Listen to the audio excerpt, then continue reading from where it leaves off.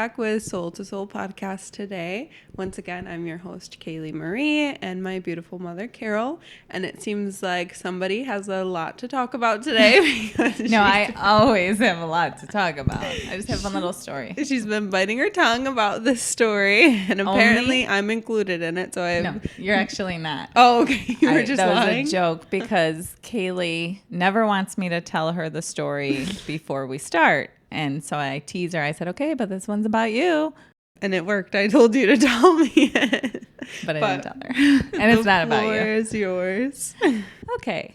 So it's just a cute, well, I don't know how cute it is now that I think about it. But it's a story of just really how everything's connected again. So I'll start with last week, well, not maybe 5 days ago, I texted Jimmy, my son, who has a black Cobra. And I saw a black Cobra Mustang drive by. And I had that feeling of take a picture. But as you know, I have like 20,000 pictures on my phone roll. And I thought, no, just stop, say hello to Jimmy, whatever. Well, the car behind it backed up was 222. So I was like, all right, PJ. That's why I texted Jimmy, took a picture and sent him the Cobra and said a hello from PJ. Because, so going back to that feeling of I should take the picture, like not just because I saw a Cobra, you could see those all the time. I could say hello, Jimmy, but I had another feeling like I should have. And then, like I said, didn't until I saw the 222. Yeah. So I sent it to him and he was like, cool, whatever. Well, then the other day I was driving home with a friend and I saw a black Cobra again. And I was telling her, oh, my son has a black Cobra just like that. And I was just telling her the story about it. And I was driving and all of a sudden I kept seeing stop signs in my mind's eye. And my eyes were open. And I'm like, okay, this is weird. And I'm looking around the street because I'm driving on a street that has stop lights, not stop signs. Yeah. And I'm driving and I'm like, all right, already I'm talking to spirit. What are you trying to tell me? Slow down? So I started driving slow and I was telling my friend, I'm like, I don't know, it's real weird. I'm seeing these stop signs. And she's like, do you want me to drive? And that's what I would have said. I know. I said, no, I'm driving slow. I'm not going to get in an accident. But I feel like that's what they're telling me. I'm like, I don't know. Like someone's going to get in an accident or something. So I was just being cautious maybe. Yeah. So I got home and my sister texted me and said, I freaking got in an accident and totaled my car. I said, oh my God, that's crazy. I said, when? And she said, I said, when exactly? And she said, an hour ago at 6:30. And that's when I was driving home myself. And me and my sister, she's 10 years younger than me, but we often are going through the same things a lot at the same time. So clearly I was tuning into some of her energy as well. Wow. And the Cobra, I wasn't sure about that yet, but Jimmy happens to text me right after Katie did. Yeah, that same night? That same night. And Jimmy said, hey, I forgot to tell you that day you sent me the Cobra, I had a dream with Uncle PJ and Grandma. I said, oh my God, that's crazy. I said, I just saw another one today. It was really weird. And I told him the story I said, Auntie Katie got in an accident and I was tuning into it somehow. And he said, oh my God, are you serious? I had a dream last night with Grandma and Katie was in my dream and Katie was crying. So I just got chills. Yeah, that's what he said. Yeah. He said, I just got chills. Yeah. So it's just crazy how spirit literally pulls and not just the connection of everything, but they have themes like this Cobra. Cobras go fast. Mustangs, they race. Yeah, that's true. Just everything. And why a Cobra? Twice to connect me to Jimmy, for Jimmy to connect to his dreams. Like spirit is coming to Jimmy, because he's a dreamer. I'm not really a dreamer. Yeah, that's true. And just like bringing the messages, knowing that we're all going to have this conversation in the same day. I was just like, wow. And then I go back, like, how could I have tuned into it to stop her accident? Like, but yeah, I'm not going to I did not think of Katie. No, right. And, I think more it wasn't so much like you should have been able to like know or figure out to stop it. I think it was more just like Grandma, Uncle PJ, the spirit world saying, don't worry, she was protected, and making sure that nothing else happened, worse than it needed to or anything like that. I think it was just that energy of like protection for sure. And it's interesting because I had Reiki that morning of all this happening with Katie's accident. And in my Reiki session with my friend, who we exchange weekly, something else came up in her session, which was so random, so out of it. And later that evening, I would have been watching The Chosen, and the same scene came in at The Chosen from what happened in her session that we couldn't figure out. Oh. Not that we could still figure it out. She's still exploring it. But the point was, it was like a day of that. Like it kept coming. Yeah. So I was just thinking like in The Chosen, Jesus healed someone he brought back from the dead. I forgot, I didn't see that episode. But in this episode, Thomas's wife died and Jesus couldn't bring them back together. But it's like, how come you did that for this person? And I think it's that the other topic of like, why did this have to happen to my child, my husband, you know what I mean? Where Katie, clearly her angels were there. It was not her car's totaled, the guy's car is totaled, but she was fine. He was fine. She said it couldn't have been a more perfect scenario. She was so out of it, not knowing how it even happened, because it was, where I was out of it driving home, like, wait, why am I seeing these things? It was, so I think it goes back to like, I don't know if everything happens for a reason, but there's a purpose behind it, even when we don't know the purpose. Because why would one life get saved and not, like in The Chosen? Yeah. And I don't know. Yeah. We don't know all the answers, but, we could feel like, why did this happen to me? Why do some people have their angels that we're protecting them, where another scenario could feel like, where were my angels? You know what I mean? Yeah. So I was thinking about that because of The Chosen and everything that happened. Yeah, I feel like that's such a deep like topic that we can try to unravel, because let me see, even thinking about that, because I do feel like I have this core belief that everything happens for a reason, but then you get into those tragic moments that nobody seems to understand. And I feel like there's a lot of even lessons that come up in those tragic moments for us, whether it's learning to give ourselves grace, learning to give ourselves compassion, to give ourselves space to heal in whatever is going on, or whether it's to learn to have trust, because the situation isn't fully played out yet, and that type of energy. So I think if we look at it, a situation like that car accident, both cars are totaled. If we look at it as a whole, it could be easy to be like, why did that have to happen? Why wasn't I protected enough for it to not happen, and all of that? But if we can maybe zoom in a little bit and notice the parts, well, she's okay, he's okay, it didn't happen, as worse as it could have.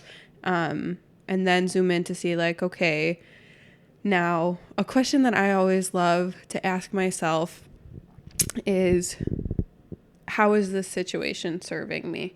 And I do it after the emotion, obviously, because we always talk about how important it is to validate your emotions, to be in the moment of the emotions, to be with your emotions and all of that in order to process and move through. But once you're out of that emotional state and the dust has kind of settled, I have taken on, like I said, asking myself, how is this situation serving me?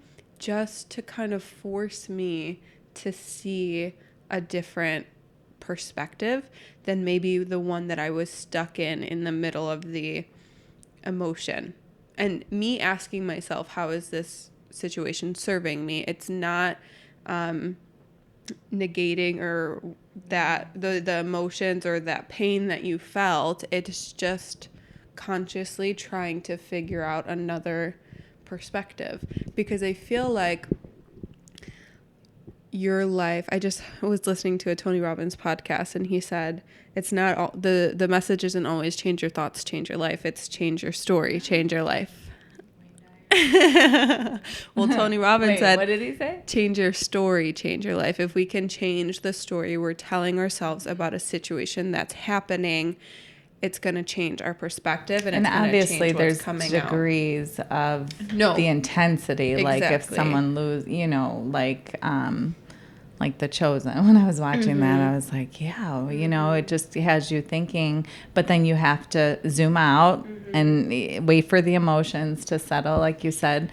And that's exactly what Tony Robbins was talking about in this podcast, because he shared a story about a mother who lost a son to a drunk driving accident. And he shared how this mother started a company titled MAD, Mothers Against Drunk Driving, and how it turned into this beautiful thing. And he was sharing that perspective of she could have stayed stuck in her grief, her emotion, her pain, her anger, which would have been okay. There's no judgment on that either. But there was also a conscious choice that she made to do something with the pain, with the grief, and the situation at hand, and to turn it into something beautiful, where she said, well, if my child's life had to be taken in a horrible way, I want to make sure that nobody else's, or I can stop as many other lives like that from happening. And so she created this amazing company to help support and help to stop situations like that from happening. So it's that similar perspective, like turning your pain into passion. And it reminds me even of PJ.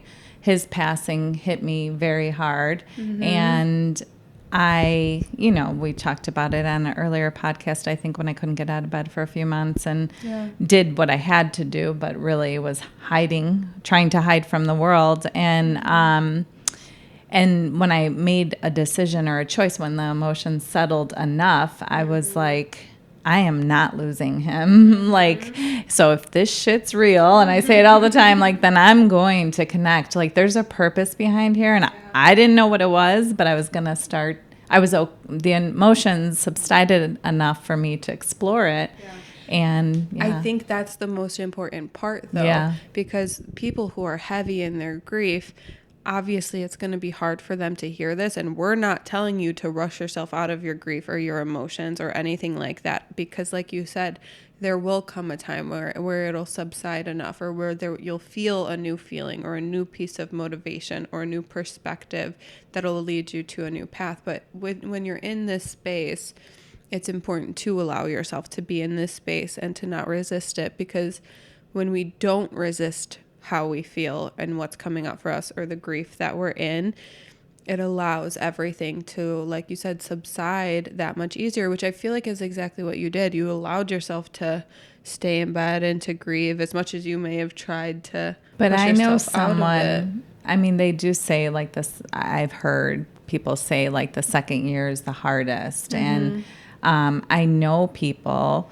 who are grieving second, third year, and who are really stuck in, but it could be around the anniversary or around a birthday, who get stuck in it again. And I don't even know if stuck is the right word. So someone was telling me a story the other day, and I gave some suggestions, because around the anniversary, around the birthday, it's okay to do that too. Stay stuck in bed. Yeah. That's exactly, order in, like, do this, but then still have these other tools. I was telling a friend, like, maybe you could make her a gift bag, and I suggested putting a candle in there, one affirmation, and like small things that that are there to support you, but also support where you're at too, and stay in bed and do that. But then I think what we need when we're in this deep, stuck grief, whatever grief is causing the grief, is support from others, obviously. And also, I would say even most importantly, support from yourself, because that's where the resistance comes in. If you're resisting where you're at, and if you're not allowing it, or you think you shouldn't be feeling this way. well, that's what I mean by support from others, like someone saying that to them, like, because not your average person could stay in bed for years, or for, when you lose a child or a mother or someone you love, they don't always think of things like this. So when you have someone to give you a gift bag and say, this is, for when you're ready, honor yourself and all that, your emotions, and be there. But as far as the accident and what I was tuning into, I was thinking, well, why did I feel all that? Yes, we're connected. I feel like I always go deeper into analyzing everything. But I know me and my sister are connected like that. We've had so many, when she was pregnant, I started craving avocado and cheesecake. And I hated both of them my whole life. So PJ's 10 years ago, I couldn't get enough avocado and cheesecake. Now I laid off the cheesecake. I still like avocado, but that's how much we are connected. So, Yeah. But now when this happened, I didn't just stop at that, because I'm like, well, I know we're that connected and we go through similar things and all this stuff. But what am I supposed to see? Because I saw the stop signs too for me. So, it's for her, it's for me, it's for Jimmy and the Cobra. I got to talk to Jimmy. But for me, it also was showing me how much energy, like from the Reiki session that morning, how much energy is pulled from me. I don't know if pulled is the exact, but there's so much going on behind the scenes that I always want to know what's behind the scenes. That's just my analytical mind, that I love exploring different things like that. So for me, it is telling me as a light worker, as a medium, that it is so important for me to ground and really have the space for myself, because I'm a walking, like, the energy is just all over the place. Yeah. And so anyway, it had me really evaluate and respect spirit world. Even I already do, but on a different level, because when you're in your own earthly challenges, which I've been, you're going through the motions a lot. You're trying to get by for whatever reason. But when I could sit in gratitude and just understanding of energy, and so it brought me back to that. So I'm grateful for that. And I think it's interesting, or really beautiful, what you just said, like how you want to always know what's going on behind the scenes. And it reminds me of one of my favorite quotes, that nothing in life has meaning except the meaning that we give to it. And I feel like even that quote itself kind of wraps into everything that we've talked about so far, with even like the tough situations and, how is this situation serving me? I feel like it's all tied together, because when we can realize that a lot of the things that happen in our external world are composed, like how we feel about these situations happening in our external world are composed of the meanings that we are assigning to these situations. And so to you, somebody could have like just thought they were seeing things when they were seeing the stop signs and let it go. Or someone could have not even acknowledged the cobra that they saw on the street that would have reminded them of their son. But you, like you said, you always want to know what's going on or why am I seeing this? And so you give meaning to these things, but in turn, you're able to make these connections to see how really everything is connected in the universe, and to see or to relay this message and to let Katie know, hey, you were very protected in that moment, to make sure things weren't, didn't happen any worse than they needed to, or relay that message to Jimmy about how connected he was and how, he was very much a part of that whole connection. But my point anyways is and to sell the cobra. No. But it's interesting. Yesterday I was laying down. I was trying to quiet my mind, and I did, and weird, but that's when I get, it's like meditation, then you get all these visions or stuff pops in. So it's not I was just happy I wasn't thinking, because it's been hard lately for me to shut my mind down. And I was just laying there, and I was able to see a few colors and different things. And then all of a sudden I heard itsy bitsy spider. I'm like, what? And I'm like, that is so dumb. Like, why'd you give me that? But then after work, I went to see my grandchild. And so I took him outside, and we were just walking around outside. And there was a huge spider web. And Sean, my son, had his wife kill it, knock it down, with a huge spider on it. And I just thought of that, or just how things are, you know what I mean, all connected. And that's the web too. And I was like, oh, don't take that down. But it was a huge spider. Yeah. It was, he spent all that time building that. Yeah. But just the web of connection. And then we're talking about this today. So it's all connected. And I was going to say, it's fun to just look into all of this stuff to see how everything is connected. Because, again, like I said, people can choose to not give meaning to situations or to things, and they can go on with their lives, and that's okay too. But I think the ways that we look into certain situations, or we try to see how everything is connected, I feel like it helps us live our life in a different way, and with more meaning. I was just going to say, yeah, what about those people who just get up, go to work, come home, put on the TV or make dinner, that to me, for a moment in this, as you were talking, I was like, oh my God, that's like a breath of fresh air compared to my head. Yeah. So I was just thinking about that. I'm like, Mm-hmm. And I think that's where the balance comes in. I got that card this morning. Because she pulled the tarot or oracle card this morning for all of us. And yours was balance. And I think that's where the balance comes in, because I already had a whole conversation when you were talking with myself.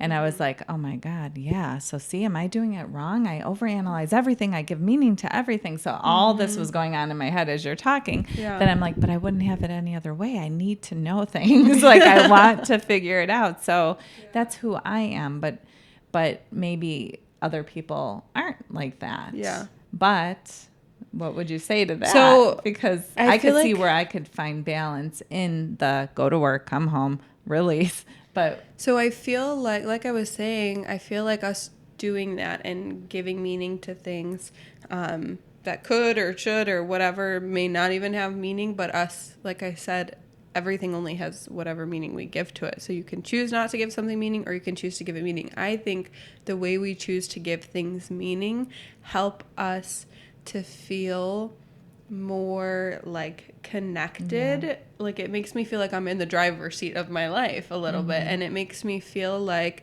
there's more purpose, there's more motivation to create the life that I want for myself if I can continue to see how things are connecting and how things are falling into place, or I can continue to ask myself, how is this situation serving me, and how am I going to get through this, or what did I need to learn here? So it's these questions that you can ask yourself about the situations that are coming up for you that will help you kind of internalize everything and figure out steps to continue to move forward.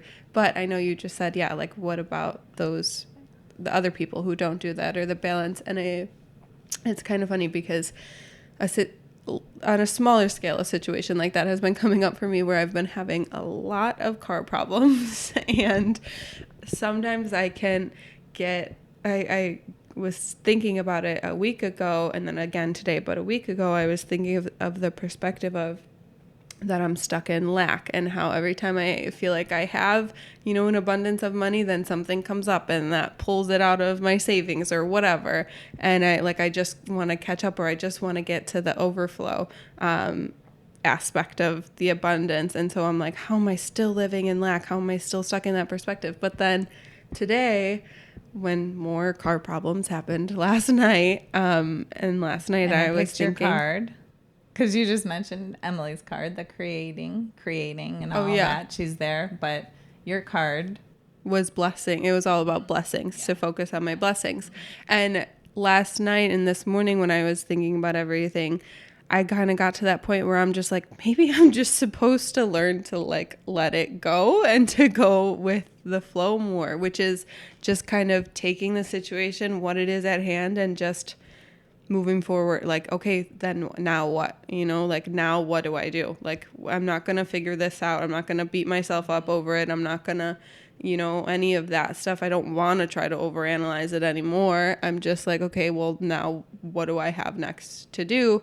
And it's just just got to figure out what to do next with the car or with the situation or what's going on. But so I feel like that's the balance, is finding the times where you want to look deeper into something and the times where you're just like, I'm good. Like, let me just know what I need to do next and let it go and move through it. And there was also part of me, because I love to figure things out, but I also love to control things a little bit and make sure things are on track, and like, okay, well, if this is happening, then this needs to get done, and I need to see that this is getting done for me to get ready to do this next step. She does it with me every morning. The dogs, 6:30, are you ready? And then we're going to do this, and then you're going to do it. Well, on days that we do the podcast, she has it laid out and up until the time I go to work. So yeah. So that's where I feel like my balance was coming in with the whole car situation, was just letting it go and surrendering. Sense. And the gratitude, like your card today, like, I think it's very hard, because you hear it all the time when people are in a place and they're like, write down what you're grateful for and be grateful and always. And sometimes it's hard because maybe you have to feel the emotion of it too. You know what? This sucks. Like, again, I just was ahead of the game and now here I am backwards. But then, okay, nope, this is a perspective. What can I see from this? Maybe I'm supposed to get rid of this car. Maybe this car, and then you could open up other possibilities. What am I supposed to be doing here? Should I put money into it? Should I get rid of it? Is there something better for me? All those things, but you can't really tune into that until you get over the anger or the whatever it is that, like, oh my God, really? Again, this car? Or I think what it was, or what was coming up for me, or what I was being triggered with all these car problems, is that I think from the start of this car, the whole reason I got this car was because 2 years ago, I got the car 2 years ago, but we have always had car problems in our family. Used cars or even brand new cars. In my life, I've always just seen a broken down car in the driveway I have my being own perspective with that, yeah. So in my head, when I was finally, the car that I had prior to this one, there was already issues with it. It was actually a car that my grandmother gave to me when she wasn't able to drive anymore. There were already issues, and I just could kind of foresee, like, it's only getting worse. And I just want a new car, and I want something that's going to be reliable, something that's going to last me a really long time. I didn't do maybe as much research as I should have, but I also knew that the car that I wanted to get, which is just a Jeep Patriot now, I had some prior reference. I knew people who had this car who said it was really reliable. So from my perspective, that was, a good option. And you probably liked the style, and maybe you just wanted it too, It was your first car that you picked. Yeah. So, right. yeah. So there's a lot. Yeah, but I so thinking of that, I feel like I put so much pressure onto this, the aspect of that like, makes sense. what's the Reliable word? car. But like, I put so much onto like validating the reasons why I should get this car. It's because it's going to last me, because it's going to be reliable, because it's going to whatever. I'm going to have it for so many years. I'm going to get my use out of it. And so now 2 years later, when all of these problems are coming up with it, I'm like, you know, swear word, what do I do?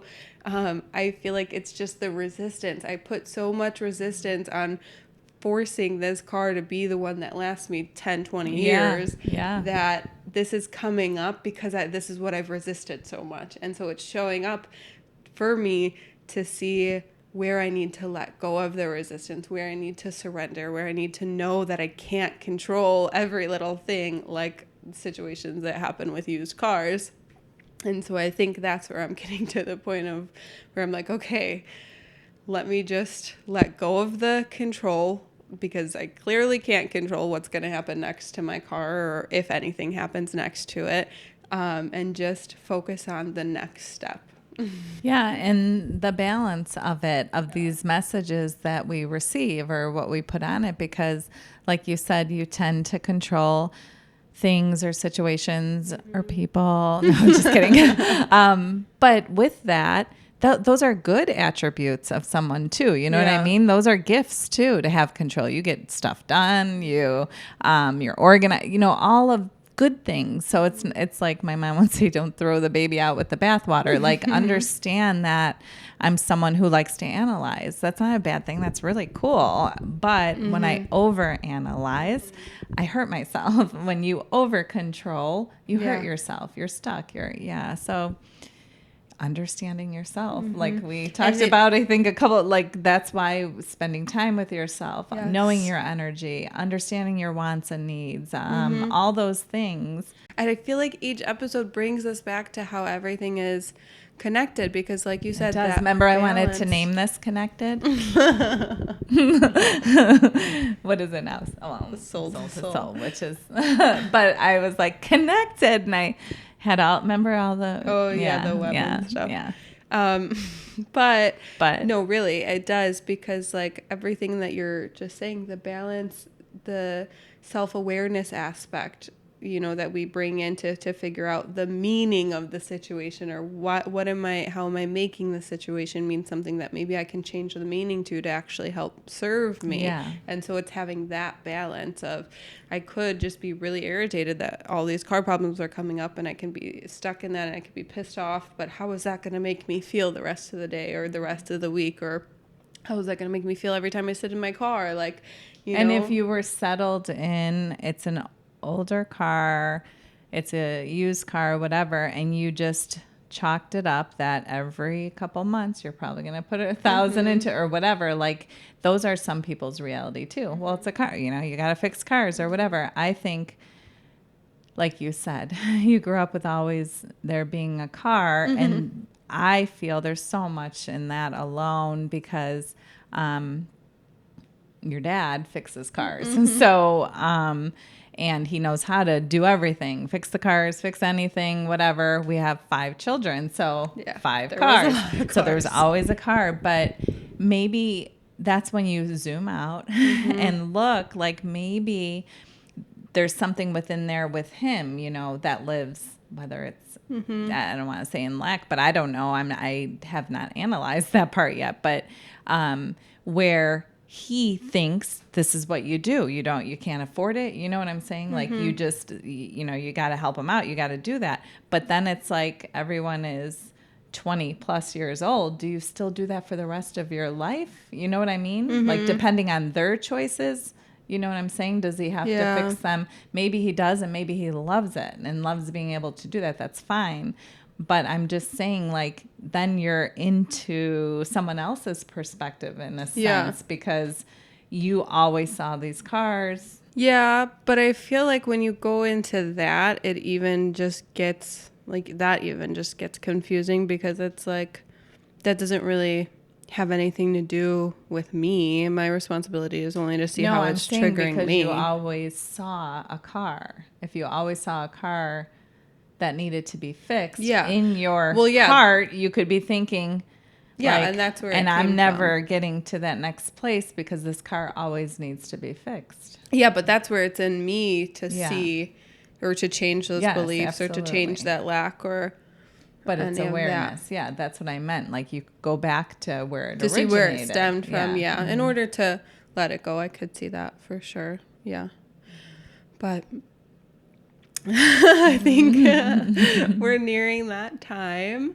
Like I said, I do think it is really beautiful how we can always continue to see how everything is connected. But if you are somebody who is struggling in where you are right now or what you're feeling or situations that are coming up for you, by all means, give yourself grace for the emotions and the space that you're in, but also know that there will come a time and a space where you'll be able to feel like the emotions have subsided enough to make a different choice or choose to see a different meaning or choose to see a different perspective in a way that'll help you see how this situation may be serving you, as hard as that might be like to hear right now. It is hard because I remember my first Reiki session that I received 14 years ago, and she kept seeing a banana peel, and I was slipping on my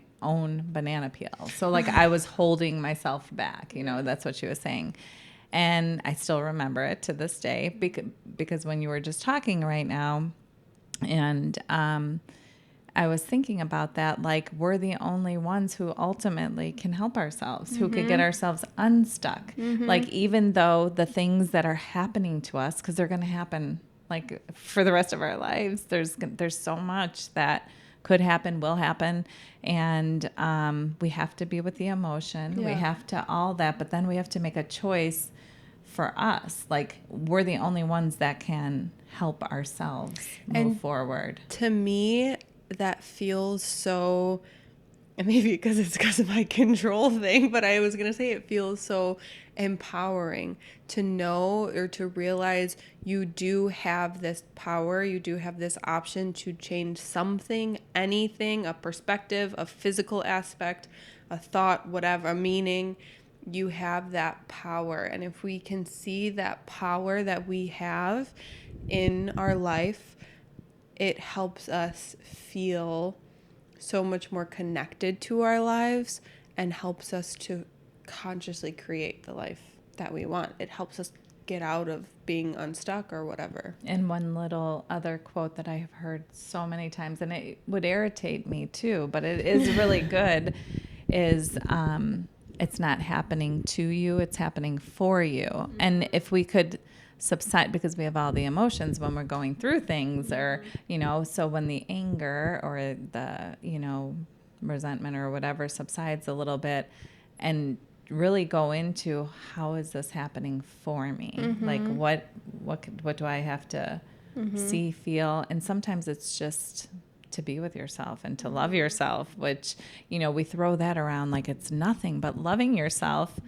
is the journey, in my opinion. When sure. It's the journey to self-love. And but thank you guys for tuning in today. I'm sure this topic is something that it's going to continue to come up because we're going to continue to see how things are connected and the meaning of things. But like I was saying, if you are somebody who is feeling stuck or anything like that, continue to give yourself grace, but also see where or know that there will come a time and a space where you'll be able to make a different choice or choose a different meaning, and maybe just start asking yourself those questions that we talked about. And I just thought of something simple is meet yourself where you're at. Mm-hmm. So if you're feeling like you have no energy and you can't get out of bed, stay in bed. Mm-hmm. And if you have a thought that, oh, maybe I should, whatever it is, follow your meet yourself where you're at. Maybe I should go up and cook a meal or go for a walk. Listen, meet yourself where you're at.